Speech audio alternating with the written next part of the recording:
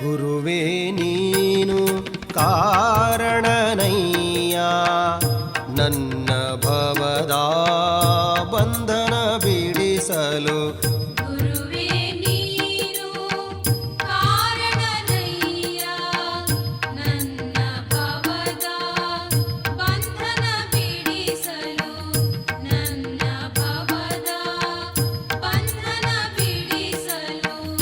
ಗುರುವೇ ನೀನು ಕಾರಣನಯ್ಯ ಗುರುವೇ ನೀನು ಕಾರಣನಯ್ಯ ಮಾಂಸಪಿಂಡ ಹೋಗಿ ಮಂತ್ರಪಿಂಡವಾಗಲು.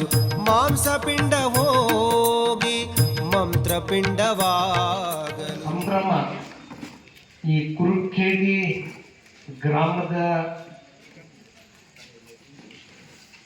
ಸಮಸ್ತ ಇಲ್ಲಿ ಪಾಲ್ಗೊಂಡಿರ್ತಕ್ಕಂಥ ಎಲ್ಲರಿಗೂ ನನ್ನ ಭಕ್ತಿಪೂರ್ವಕ ಶರಣು ಶರಣಾರ್ಥಿ. ಬಂಧುಗಳೇ, ಕುರುಖೇಡಿ ಊರಿನ ಬಗ್ಗೆ ನಾವು ಎಲ್ಲ ಕಡೆ ಬಸವ ಜಯಂತಿ ಬಂತು ಅಂತಂದ್ರೆ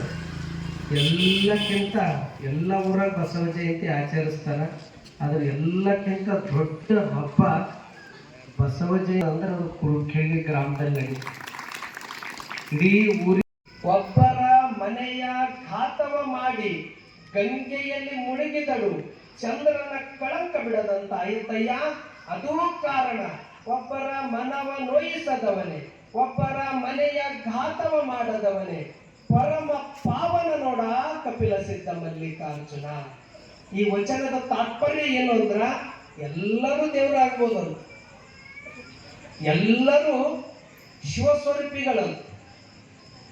ಆದ್ರ ಯಾರ ಮನಸ್ಸು ನೋಯಿಸಲು, ಹಾಳು ಮಾಡಲು, ಮತ್ತೊಬ್ಬರಿಗೆ ಕಣ್ಣೀರು ತರಿಸಲು ಅವರೆಲ್ಲರೂ ಶಿವನ ಸ್ವರೂಪಿಗಳಿಗೆ. ನಮ್ದೆಲ್ಲ ಮಕ್ಕಳಲ್ಲಿ ಅವ್ರ ಬಳಿ ಭಕ್ತಿ, ಪ್ರೀತಿ, ಗುರು ಹಿರಿಯರಿಗೂ ತಾಯಿ ತಂದೆ ಸೇವಾ ಅದೆಲ್ಲ ತುಂಬಿಸ್ಬೇಕಾದ್ರ ಬಸವಣ್ಣವ್ರು ಕೊಟ್ಟಂತ ತತ್ವ ಸಿದ್ಧಾಂತ ಅವ್ರಿಗೆ ಮೈಗೂಡಿಸ್ರಿ.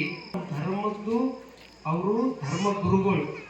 ಧರ್ಮ ಗ್ರಂಥ ವಚನ ಸಾಹಿತ್ಯ, ವಚನಗಳು ಒಂದು ಐದು ವಚನ ನೀವು ಓದ್ತೀರಂದ್ರ ಮನ್ಯಾಗ ಒಂದು ದೈವಗಳಲ್ಲಿ ತಾಳ್ಮೆ, ಸಹನಶೀಲತೆ ಹೆಚ್ಚ ಆಗ್ತದ.